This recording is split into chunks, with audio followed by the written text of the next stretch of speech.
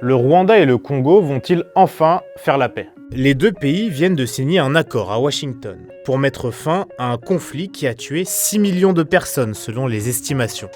Parce que depuis plus de 30 ans, l'est de la République démocratique du Congo est secoué par des affrontements entre groupes armés dont les premières victimes sont les populations civiles. Mais pour comprendre ce qu'il se passe, il faut remonter au génocide des Tutsis au Rwanda. Génocide orchestré par un gouvernement essentiellement composé de l'ethnie majoritaire du pays, les Hutus.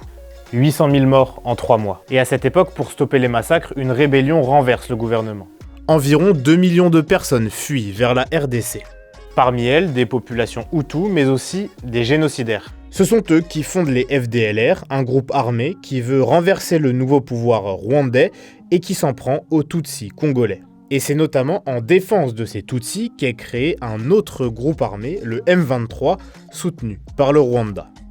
Il s'est reconstitué il y a 3 ans et demi, et en début d'année, s'est emparé des grandes villes de Goma et Bukavu. Alors forcément, après ces années de massacres, l'accord signé à Washington pourrait être une bonne nouvelle. Il prévoit le retrait des soldats rwandais de RDC, ils étaient 6 000 au début de l'année, d'après l'ONU. La neutralisation par Kinshasa des FDLR, et un volet économique assez peu détaillé, même si le président congolais a déjà évoqué un accord minier. Mais cet accord est critiqué dans l'opposition congolaise, qui accuse de légitimer le pillage des ressources naturelles par des puissances étrangères comme les États-Unis qui ont supervisé l'accord. Alors plusieurs questions se posent. Par exemple, est-ce que le M23 et les autres milices vont le respecter alors qu'ils ne l'ont jamais fait par le passé?